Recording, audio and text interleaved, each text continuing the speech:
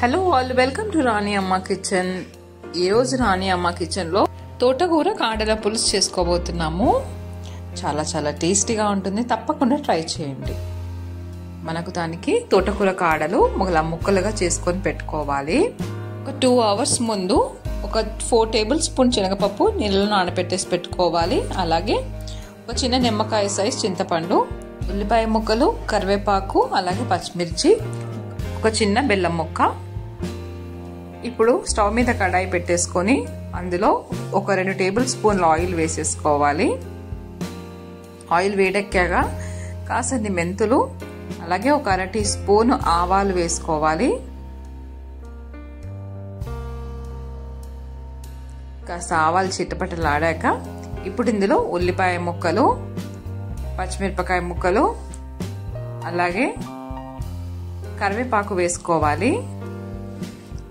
ఇప్పుడు ఇందులో ఒక 1/2 teaspoon జీలకర్ర వేసుకోవాలి. జీలకర్ర వేసుకున్నాం కదండి. ఇప్పుడు కాస్త ఒక 2 pinches ఇంగువ వేసుకోవాలి. ఇప్పుడు ఇందులో మనం ముందుగా నానబెట్టి పెట్టుకున్న శనగపప్పుని వేసుకోవాలి. ఇప్పుడు బాగా ఒకసారి మిక్స్ చేసేసుకోవాలి. కాస్త వేగనివ్వాలి. ఇప్పుడు ఇందులో ఒక tablespoon అల్లం వెల్లుల్లిపాయ పేస్ట్ వేసుకోవాలి. అలాగే ఒక 1/2 teaspoon పసుపు వేసుకోవాలి. అల్లం పేస్ట్ పచ్చివాసన పోయేంత వరకు వేపుకోవాలండి.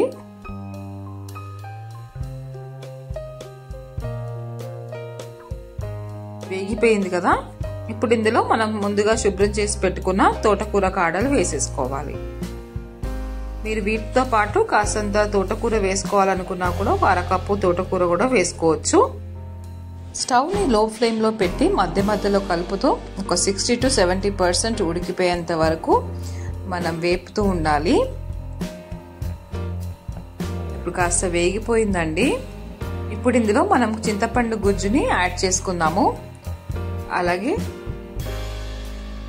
ఒకసారి కలిపేసుకొని మనకు పులుసు ఏ కన్సిస్టెన్సీలో అయితే కావాలో అన్ని వాటర్ యాడ్ చేసుకోవచ్చు. మేమైతే ఇక్కడ ఒక 1/2 cup యాడ్ చేస్తున్నాము. ఇప్పుడు ఇందులో సరిపడా కారం వేసుకోవాలి. అలాగే ఒక 1/2 teaspoon ధనియాల పొడి, రుచికి సరిపడా ఉప్పు వేసుకోవాలి. అలాగే ఒక 1/2 teaspoon సోంపు పౌడర్ వేసుకోవాలి.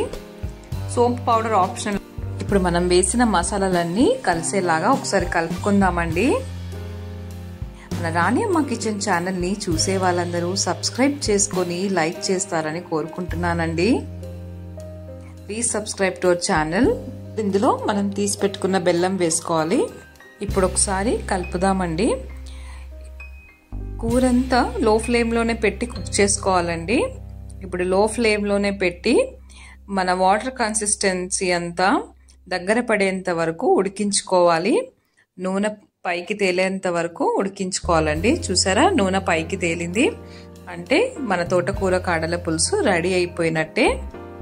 ఇప్పుడు ఇందులో ఒక 1/2 teaspoon జీలకర్ర పౌడర్ వేసుకోవాలి.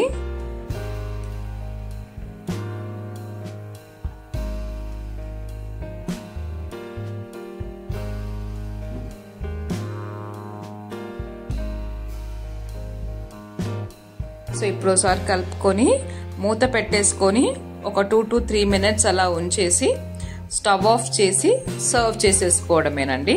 మూత పెట్టాం కదా, ఒక 2 to 3 minutes ఉంచేసి చూసారా దగ్గరగా వచ్చేసింది కన్సిస్టెన్సీ అంతా. ఇప్పుడు స్టవ్ ఆఫ్ చేసేసుకొని సర్వ్ చేసుకోవడమే. మనకెంతో టేస్టీగా ఉండే తోటకూర కాడల పులుసు రెడీ అయిపోయిందండి. రైస్లో కానీ చపాతీలో కానీ చాలా చాలా టేస్టీగా ఉంటుంది. మీరు కూడా తప్పకుండా ట్రై చేయండి. Don't miss అండి.